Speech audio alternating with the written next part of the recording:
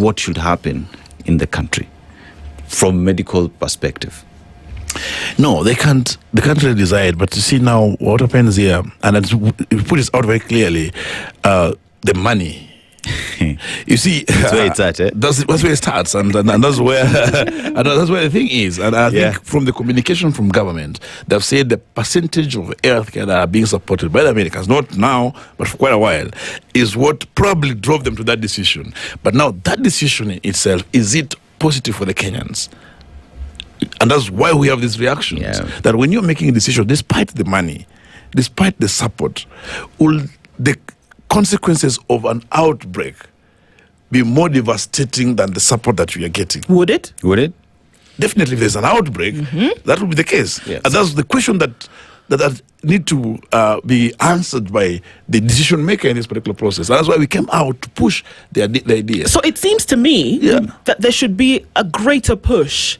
We can talk about it here, but when we're talking about the protection of people, it seems that there should be a greater push. And I'm coming back down to the doorstep of the KMPDU. Because yesterday, after the Wajir celebrations, the president said, he didn't say someone, I allowed the US to set up a quarantine center in Kenya, and there are 23 others. He said this, and I'm quoting verbatim.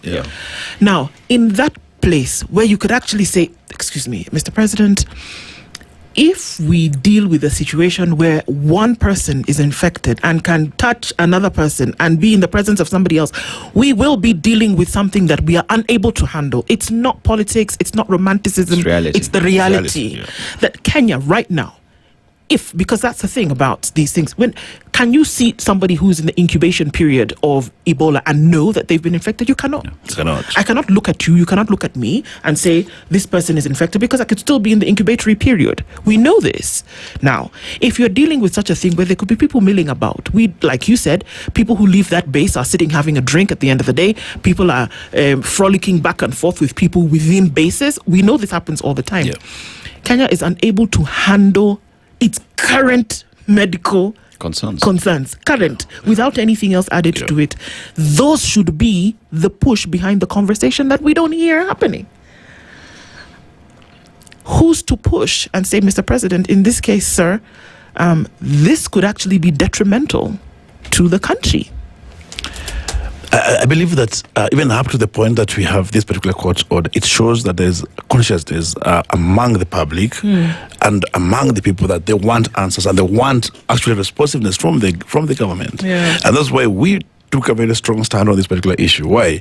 And if you look at it, it is, and we have put it here, that it's out of the concerns of the public that the government is actually now speaking. It means that whatever we people are demanding on this aspect is the protection of the Kenyans.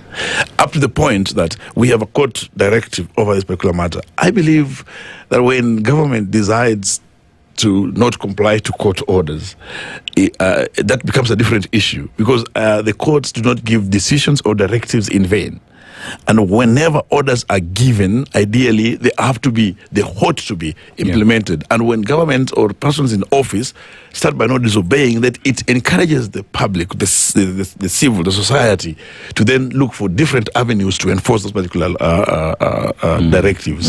So, and that's what will be happening in the courts today. The court, the directives will be, the people will be presenting, this is the direction that courts gave, and this is what we expect. So, no, I don't agree with you that the people have not risen up to ask questions on this matter. I think to every extent, not just ask questions, to